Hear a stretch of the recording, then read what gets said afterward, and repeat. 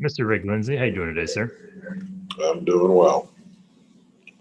Rick, I gotta know before we really get into it, you seem like an interesting guy. Have you ever just like killed a spider or any insect and left it as like a message for the other people out, for the other ones kind of crawling around the house?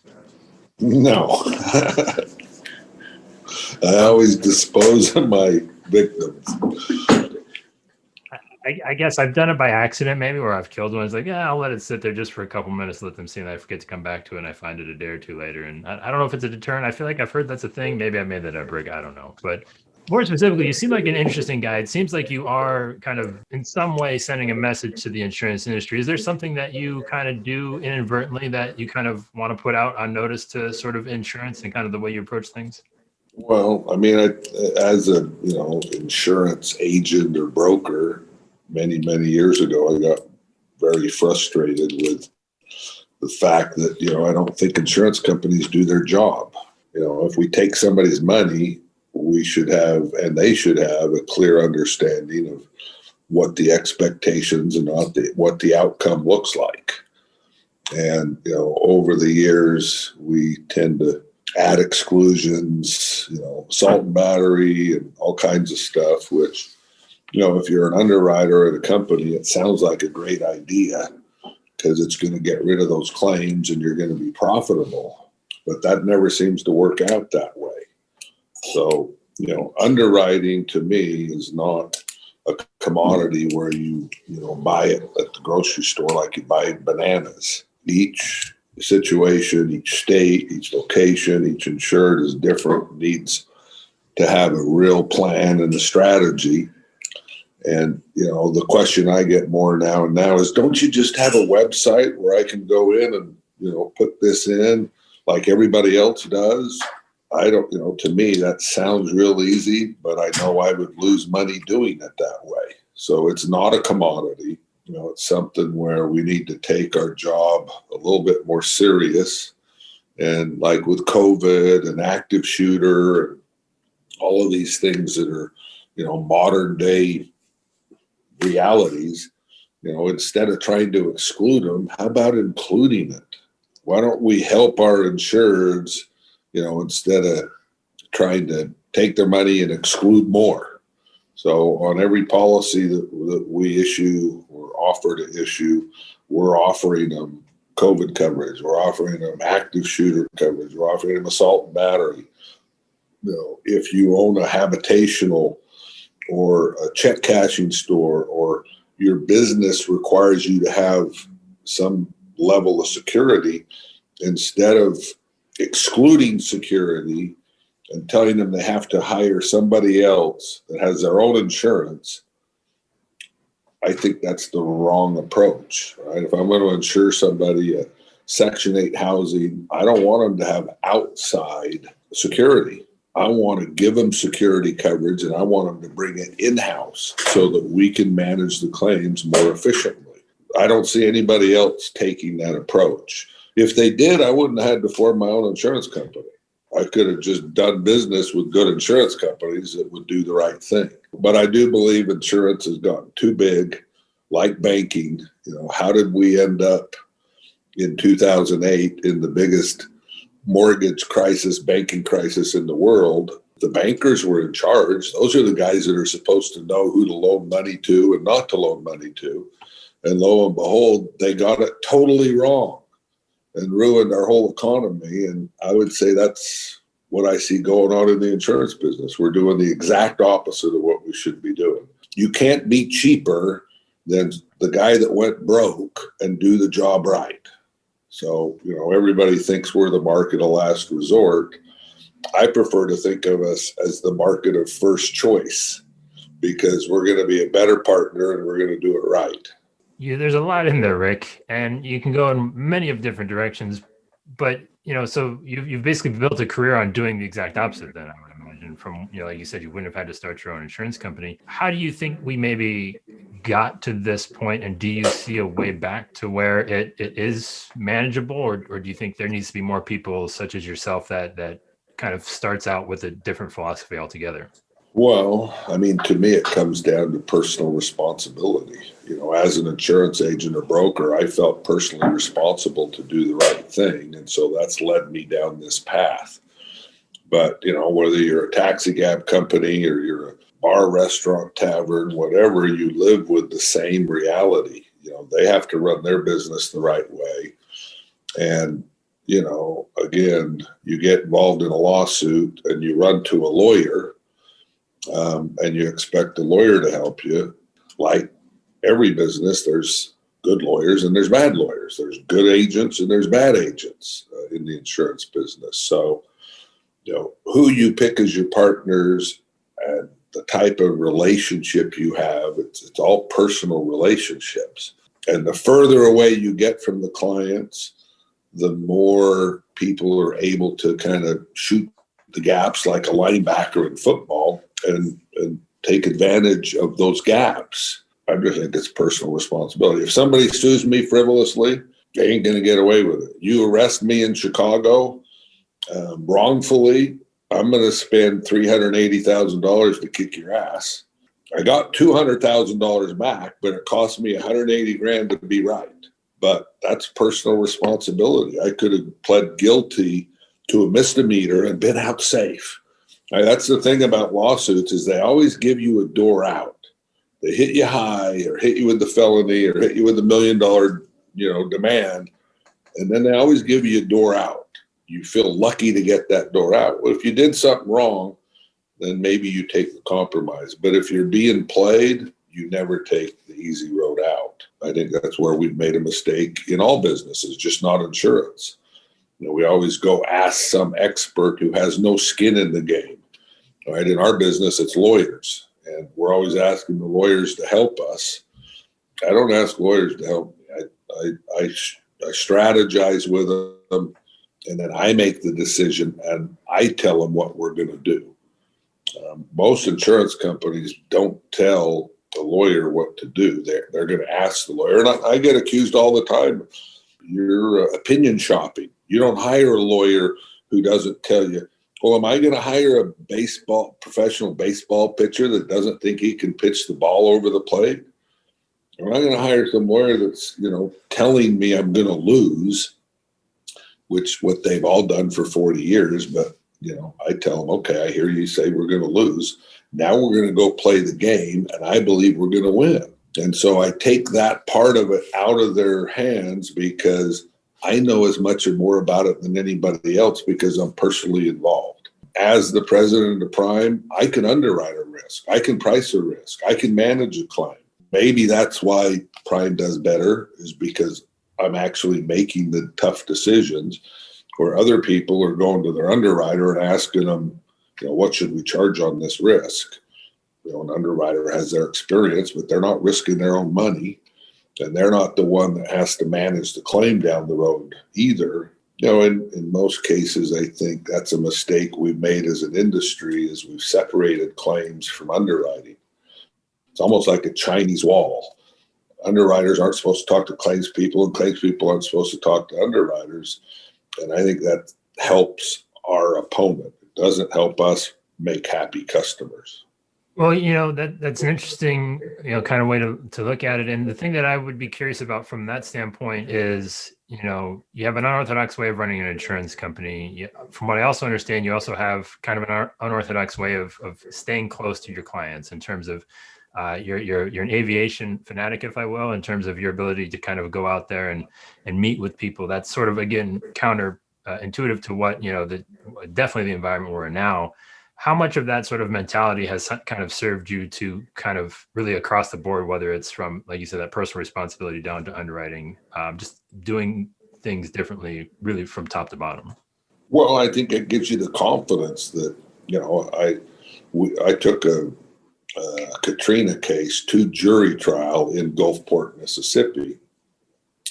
And, I've issued Lloyd's paper for many, many years. I could have never, ever, ever talked Lloyd's, any of them, into taking that case to trial. What is it that makes it personal is your own personal knowledge and your own personal contact. if I try and transfer that to one of my reinsurers across the pond in London and get them to be as committed to fighting a bullshit lawsuit as I am, it's not going to work. They're not personally involved. They're not committed. They've never been there. They've never met the people. I do believe that, as an agent or broker back in the late 70s and early 80s, that's what drove me to where I am today, is because I dealt with people personally. And you look at them in the eye and you commit to do the job. And that's why, I think that Prime, and I have almost 200 employees now, and we all do it the same way. They meet people, they talk to people, we're much closer to the client. And yeah, if you never met somebody and grenades start coming over the wall, you're going to react like traditional insurance carriers. You're going to cancel everything and say, we don't do that anymore. And to me, that's kind of the ultimate, thing that I never want to do, and I never have done, is stop writing. Now, I write less business because competition comes in and undercuts my pricing, but I've never canceled a class of business and said, I can't write that, whether it's auto or recreation or go-kart tracks or, and every other carrier. All of a sudden, 5 years ago, they were writing every go-kart track on the planet, and now they're canceling every go-kart track on the planet. To me, that means you got it wrong. It's not the industry. It's not the go-karts, or it's not the trash business that we insure or the trucker we insure. The insurance companies are the ones going in hot, underestimating the price they need or the litigation that they're going to see. And then all of a sudden they wake up and they drop their weapons and run for the hills and leave a bunch of insureds in trouble. And I believe at that point they overpay open claims too, because now they're out of the business and they just want to show that they're getting out. They're not doing that anymore. And the sooner they can close all those claims, the better. So, as insurance carriers change their appetite, it doesn't help anybody. The insureds get to go out there with a bigger, uglier loss run looking for a new insurance company. I'm lucky for them. I see ugly loss runs as an opportunity, right? When I see all kinds of losses on a loss run, I think this insured should be pretty damn smart by now. And he should be pretty upset and want a good insurance partner who will do the job they need done. And, in most cases, they're going to have to pay my price now, where before they wouldn't have paid my price because they got a cheaper price. Now, my commitment and the way I've evolved this now is, I do want to reduce people's price that prove. So if we ride a trucker for brand new trucker at 10 grand or 20 grand a truck, my goal is to get him down to 10, but he has to perform, which to me, I had a conversation with an insurance department. They said, oh, you mean perform by not having any claims, being incident free? And I said, no, I want them to report incidences, because everybody has incidences or claims. The guys who have a totally clean, no incident, they're lying to you. Somebody ran into them. They're not reporting it because they don't think it's their fault. And the fact that they don't report it to you shows that they don't trust us. So tell everybody, look, if I take your money, it includes you having claims. So you have to report them to me and let me do my job, which is manage claims efficiently. That's really the only thing that we do is add value. Underwriting, issuing paper, pricing it, But at the end of the day, when you hit the gas and you want performance, it's claims. Are you overpaying claims? Are you efficient about claims? Do you know what you're doing? Or are the plaintiffs able to leverage and get more out of you than what, they should? Not canceling policies and, encouraging reporting. What has that done then for the confidence and then trust in the people that you do insure? What have you been seeing from their response to the way that you guys handle their business versus what they might expect of the industry? Well, I would tell you that, the big trucking companies that we now insure don't want to leave us. They like the fact that we do business the way that we do. that we believe them and that we help them manage their claims aggressively. And when they are at fault, we want to go pay the claim early. We don't want to have somebody have to go get a lawyer. If we run somebody off of the road, we want our insured to be on the phone with them, asking them if they need a rental car, how can we take care of this, and get on with it. And in many cases, they'll say, well, that'd be nice, but I was thinking of getting a lawyer. And we want to say, yeah, you can always get a lawyer. But, if we'll be fair and upfront with you, there's really no reason to get a lawyer, but you're more than welcome to. But in some ways, it's about, making the right turn. You don't force people to sue you. You show up and you give them the opportunity to deal with you directly.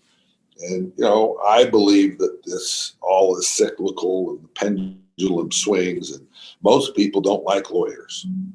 The reason they go get lawyers is because they hate insurance companies more.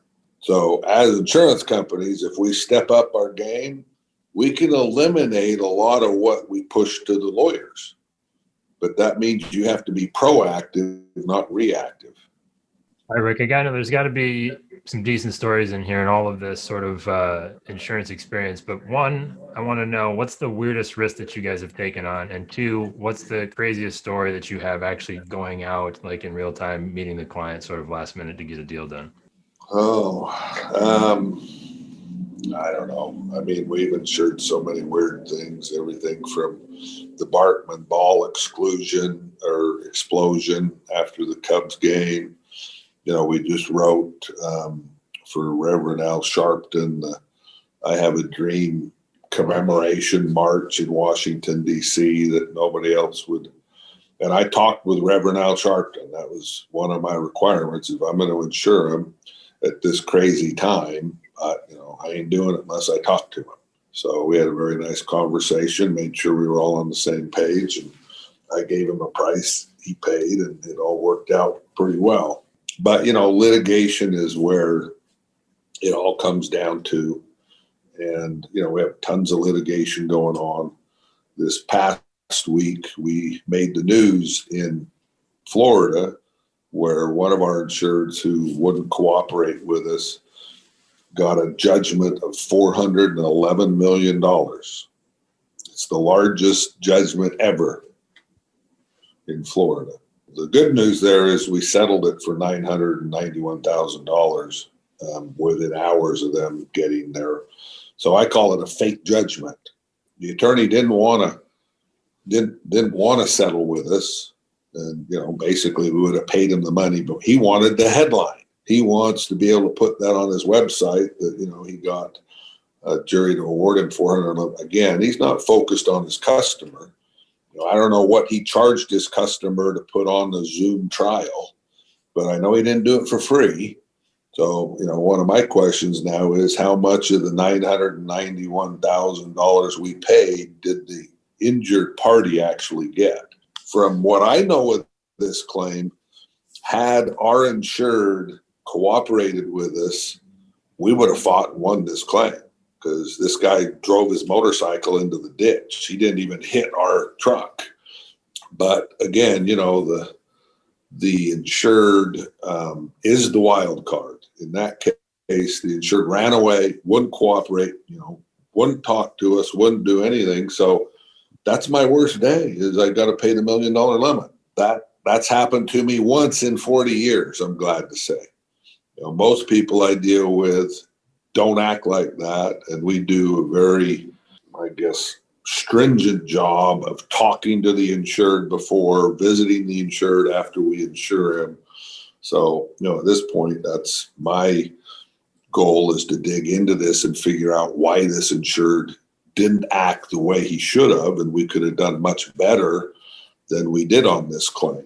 The plaintiff's bar is all about, leveraging it to their client's advantage, which should be their job. As an insurance company, we should be just as interested in representing our insureds just as aggressively. And that's really where, I think most insurance companies fall down, because they don't know their client. They're not close enough to the business. So our asset is, we do it close. We know our customers. And most of the time, we can keep them confident that we got their back. In this case, for whatever reason, the insured got panicked, wouldn't cooperate. So we're paying $1 million claim we shouldn't have paid. So if I could hit on one more thing that I would guess we would add to the list of unorthodox or unusual things that you do is just even in the way that you talk about the industry, everyone is a little more close to the vest, a little more stifled. Is that something that you think limits our ability to communicate effectively with people and just kind of speak to them plainly as we kind of sanitize everything? Yeah, I mean, I think it's to me, it's not rocket science.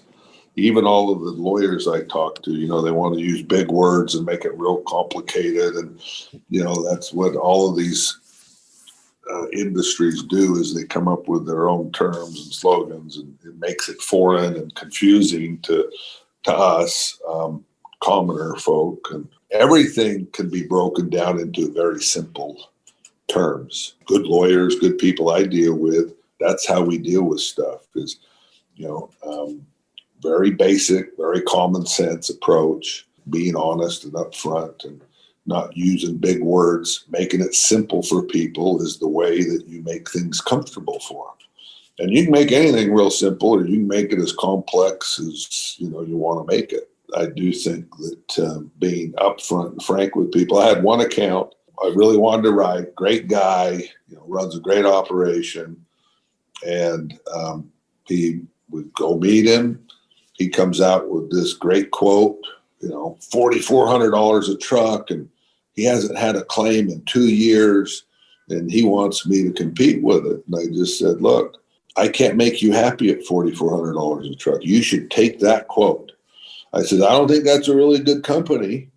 I think they're, in turmoil like everybody else is. And, they're banking on the fact that you haven't had a claim for 2 years, which I don't believe. That's that with 800 trucks out there on the road, there's, something going on there. But I says, you should take that quote. And I don't believe that there's many people in our business who are going to tell people. Now, if it would have been a shitty, unrated company, I'd have told them, you can take that quote. But I probably wouldn't, because it's an unrated company, and there could be trouble down the road for you. But in most cases, the companies we deal with and compete with do have a good rating. My focus and what I tell everybody is, what's their combined ratio? If they're above 100, they're not going to be a good, stable partner for you, because at the first sign of trouble, they're going to head for the hills. They're going to cancel you. And again, the only reason I cancel somebody is because they lie, cheat, and steal. If you have a claim, I am never going to cancel you. That's why we took your money. We should actually be happy when people have claims. That's our business. But, what we want to do is try and not cover it or exclude it. And, again, I say a lot that people say, oh, we can't insure that. We can't insure terrorism. We can't insure COVID. We can't insure. So you think the government can do it? I don't agree with that. The government can't do anything right. So, the World Trade Center and terrorism, I can cover it. You just need to charge enough premium. It's like wildfires in California. The reason everybody's canceling is, I guess they thought there weren't going to be wildfires in California. There's always been fires in the West. So the problem is they didn't get enough premium. So, it's amazing to me that as a business, we're always selling on a lower price. Every ad you see and every buyer wants a lower price. Save 15%, save $419. I wonder how, well, Mercedes would do if they were selling on a cheaper price all the time. So it's up to us to raise the bar and, not only do a better job of telling people what they don't want to hear, but we have to provide them the coverage they really need. If I insure a home in Florida, I give them wind, flood, and everything included in their homeowners. I don't exclude wind and flood because that's what they need in Florida, and yeah, it's at a higher price, but that's what we should be telling people. You shouldn't own that home down there in Florida if you can't afford it. And if the only reason you can afford it is because Citizens gives you a cheap homeowner's quote, with no wind and flood, somebody should tell you you're an idiot. Unless you can afford to self-insure it, which, I know a lot of guys down there who don't buy insurance. That's what they do. They self-insure. But they got the money to do that. All right, Rick, I got 3 more questions for you. Really simply, what's one thing that you hope you never forget? There's always opportunity. I always want to give everybody the opportunity. Again, people look at your claims run and think, you're a bad company because you have bad claims. That's short-sighted. So there's always an opportunity, but you don't want to provide the opportunity to the wrong people. But, having an open mind that many cases, these people are doing what they think they have to do. They're not reporting claims because they think that's how they're going to get a cheaper rate, is by having no incidences. To me, that's not right. You should pay the right premium. You should report your incidences, and everybody would be a lot better off. Now, on the other side of that, what's one thing you still have yet to learn? How to make a woman happy. Fair enough. Along with a lot of other things. Fair enough. All right, Rick, final question to you, sir. I think this entire conversation's probably been an answer to this question, but I'm going to go for it anyways. If I basically handed you a magic wand of sorts to do something a little bit differently across the insurance industry, what maybe more specifically is that thing? Where's it going and what's it doing? I would say everybody's looking for an algorithm or some type of computer solution. I think we need to go old school, and it's about relationships. And, it can't be done in a box. Sometimes that phone in your hand that's as powerful as that rocket ship that went to the moon isn't, everything that it's presented to be. I prefer to deal with real people, real stuff. And, I think all of this technology is, it's easy to think that's going to solve our problems. And technology gets you further away from people in reality, I think. And in the legal world, it's the best legal system in the world, but you got to show up to play the game. And that means I got to show up and I got to have a good insured. And a good insured needs a good insurance company. So, technology is great. The best use of technology, this phone, is when I insure somebody's home, I want them to go video the inside and the outside of their home. Because then I can tell them exactly what their stuff was worth in their home. It's amazing to me that we still have claims today, all these hurricane claims in the Gulf now, and people with a $20,000 trailer have $70,000 worth of contents, but they can't prove it, right? So as an insurance industry, how hard is it for us to have them send us video of their own? At the time of binding, they'll do it. They'll send me the video of the inside and the outside of their trailer or their house or whatever. And it makes my job so much easier that it's unbelievable. But we don't use it for that easy stuff. We're trying to build the new greatest app that's going to do it all. And, I think old school. I like the old way they did business in London, where the underwriter took the risk on the napkin at the Lloyd's Coffee House. And there wasn't some regulator sitting there telling them, you can't do that. You can't, now there's regulators all over the place telling you can't do stuff. You got AM Best, you got all these guys that, supposedly know the ins and the outs of the industry. And from what I've seen over my 40 years, most of them get it wrong. Most of them are changing directions. And, most of the guys I know that were in London have been fired, and now they're blamed for the fact that the syndicate lost money. In my experience, they did what they were told to do by the bosses, right? So again, the old-fashioned way, be responsible, do the right job, and I guess the best way to do that is risk your own money. Every underwriter, just like in Countrywide in the mortgage crisis, why did Countrywide do stupid shit? Because they weren't risking their own money. If you made Countrywide risk some of their own money, they probably wouldn't have been that stupid. And so, as an underwriter, I'm risking my own money. And I think that, underwriters, producers, everybody in the supply chain should have some skin in the game. If the insured, is a total shit show and the insurance company loses money, the agents and brokers shouldn't walk away with a big payday. They should have received a fair commission. And if it works out well and everybody makes money, then the insurance agents and brokers should participate in that reward. But right now, most of our model is nobody has skin in the game except the insurance company. So our model does take into account profit sharing with all of our producers. We want to pay producers as much or more commission than they've ever been paid. But we do that in profit sharing. We don't do it up front. Rick, this is exceeding expectations, sir. I'm going to leave it right there. Okay, thanks.